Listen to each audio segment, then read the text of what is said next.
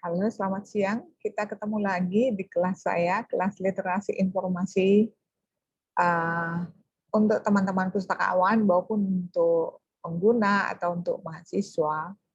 Ya, hari ini saya ingin sharing tentang bagaimana cara membuat mengelola kelas dengan lebih interaktif ya. Mungkin tidak hanya guru sebetulnya mengalami masalah ini ya, apalagi dengan PJJ sekarang, kita perlu mengupayakan agar kelas itu lebih interaktif. Jadi tidak hanya satu arah, tidak hanya gurunya, dosennya ngajar, terus kita nggak tahu muridnya ini di rumah dengerin atau pada tidur, gitu. Jadi supaya lebih interaktif, ada respon seperti itu, ada metode-metode yang dipakai. Saya sudah pernah share juga, antara lain dengan Kahoot ya. Kahoot itu efektif sekali jika kita ingin ngetes pembelajaran atau kayak feedback lah, feedback yang eh, mereka nangkep nggak sih gitu. Jadi kita bisa misalnya setelah kita selesai mengajar atau menyelesaikan materi, kita bisa tes dengan buat kuis di Kahoot. Gitu. Nah itu biasanya sih mahasiswa cukup excited ya, murid-murid tuh. Kemudian ada lagi selain Kahoot sebetulnya banyak ya metode-metode, tapi kita pakai yang simple-simple aja lah, simple, gratis, mudah digunakan gitu, yaitu Mentimeter. Jadi Mentimeter ini adalah sama, kalau biasanya kami pakai untuk pooling. Jadi misalnya gini nih, sebelum mulai kelas gitu, karena kelas literasi informasi itu biasanya yang ikut itu kan dia bisa siapa aja gitu, dari mahasiswa mana, pokoknya kalau kita buka kelas ya orang join aja seperti itu. Jadi kita nggak bisa prediksi. Jadi kita perlu tahu kan, ini yang masuk di kelas ini sekarang ini mahasiswa mana saja. Apakah mahasiswa S1, S2 atau malah dosen, supaya kita nanti bisa menyesuaikan di materinya gitu. Nah, bisa juga dipakai misalnya untuk kalau kita kayak bikin workshop atau webinar misalnya, terus kita pengen tahu nih responnya dari peserta gitu. Apalagi kalau pesertanya banyak kan nggak mungkin ya ngomong satu-satu gitu. Nah, Mentimeter ini bisa dipakai. Bagaimana cara makainya? Sangat simple. Saya share screen dulu ya. Kita coba buka Google. Ya, Google ini adalah search engine kesayangan kita ya. Loh, kok ini yang keluar? Sorry. Hmm, Coba dulu. Ya, ini misalnya saya buka Google dulu. Nah, saya buka Windows baru deh. Saya nggak bias ya. Nah, kita teman-teman kalau misalnya belum tahu websitenya Mentimeter, bisa dari sini, bisa dari Google pakai Mentimeter dulu. Atau kalau ini langsung aja, nulisnya sih mentimeter.com ya. Ini. Nah, kemudian nanti kita teman-teman kalau belum sign up, ini karena saya sudah punya akun sih ya. Kalau belum sign up, nanti bisa sign up dulu. Sign up-nya itu gampang sih, ada sign up. Kalau sudah kan dia login, ini karena saya sudah login sih ya, jadi nggak perlu sign up lagi. Nanti sign up-nya ada pilihannya, mau login pakai pakai Google, pakai akun Google atau pakai akun Facebook. Nanti silakan dipilih aja. Itu paling gampang sih Google ya.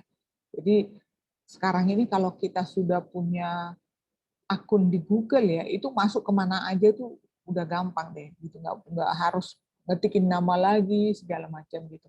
Nah ini karena saya sudah punya akun di Mentimeter ini, jadi saya nggak perlu lagi bikin sign up lagi, tapi untuk sign up-nya gampang sekali. Pokoknya ada menu di sini sign up, ada login gitu. Login itu kalau sudah punya akun, kalau sign up-nya nanti tinggal pilih sign up, kemudian nanti dia akan muncul pilihannya mau sign up pakai akun Facebook atau Gmail atau pakai email lain. Kalau pakai email lain nanti ada pilihan yang ngisi formnya lagi gitu. Nah, kalau sudah login kita tampilan seperti ini. Nah, kemudian kita bisa pilih your presentation ya.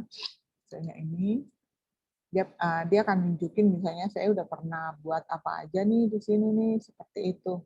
Gitu. Jadi ini kan memang hasilnya kan nanti jadi berupa presentasi seperti itu ya.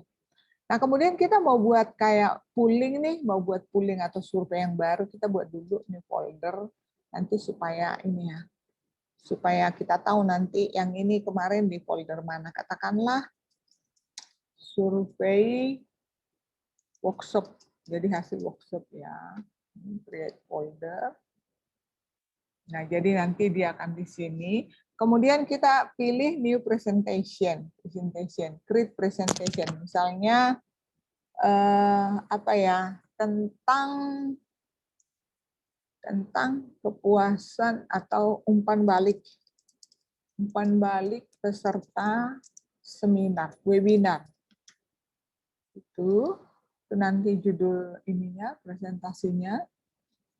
Nah, kemudian berikutnya kita dibawa ke menu membuat pertanyaannya. Jadi nanti apa sih yang mau kita tanyakan kepada audiens, kepada peserta, seperti itu. Nah, ini ada pilihannya. Apakah kita ingin nanti tampilannya seperti ini, atau word cloud, atau open, macam-macam ya. Jadi ada pilihan macam-macamnya di sini dan sangat interaktif sekali. Nah, saya pilih ini misalnya ya. Ini word cloud. Lalu ini your question. Jadi misalnya apa pendapat Anda, atau katakanlah apakah materi apa yang paling Anda harapkan selama PJJ.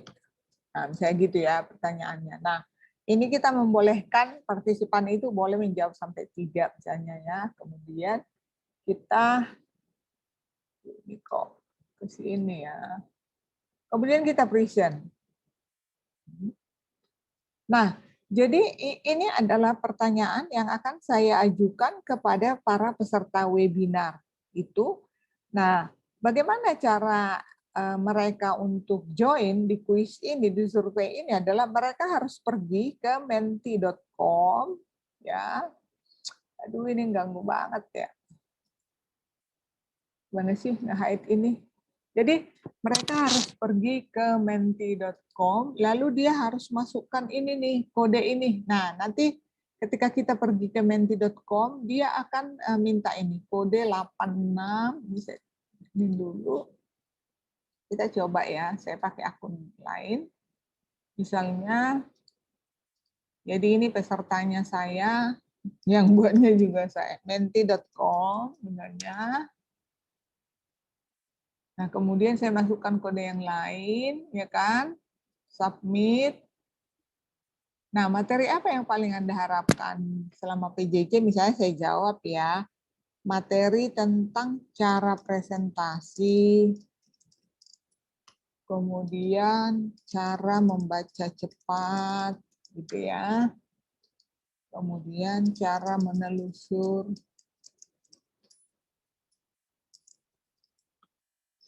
dengan efektif. Nah, ini dari saya nih. Oh ya, cara menelusur gitu aja deh ya, karena dibatasin ini karakternya. Jadi saya submit.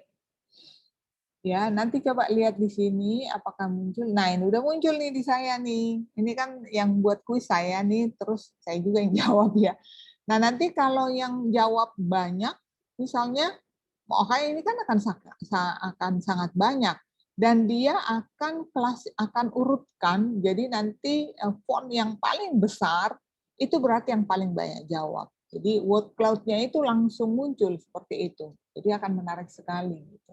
Nah, ini sangat interaktif buat mahasiswa, buat apalagi mungkin buat anak-anak sekolah supaya dia benar-benar terlibat dalam kelas itu. Terus kita juga bisa langsung dapat hasilnya dalam waktu yang singkat, kita bisa langsung dapat hasil, nggak harus ngolah dulu, harus masukin statistik segala macam itu, dan bisa langsung dibahas pada saat itu gitu. Jadi cepat sekali. Gitu. Nah, ini biasanya efektif dipakai ketika kita webinar, ketika minta feedback dari peserta, dan bisa langsung dibahas pada saat itu juga. Itu sangat membantu, simple dan gratis. Nah, itu kira-kira sharing saya di siang hari ini, teman-teman. Semoga bermanfaat. Mudah-mudahan tetap semangat dengan PJJ-nya dan tetap berbagi ya, teman-teman, untuk teman-teman, khusus untuk teman-teman saya pustakawan. Kita, sebab berbagi itu adalah perbuatan yang paling menyenangkan, ya, dan tidak ada yang dirugikan. Karena yang Anda bagikan pun tidak hilang dari diri Anda. Jadi ketika kita berbagi pengetahuan, sebetulnya pengetahuan kita itu kan nggak hilang. Tidak kayak berbagi benda. Kalau saya punya barang satu, katakanlah saya punya sendok ini satu nih, lalu saya kasih ke teman saya jadi nggak punya dong. Nah, pengetahuan sama informasi nggak begitu. Itu that's why disebutkan knowledge share, knowledge double. Jadi semakin dibagi dia semakin banyak.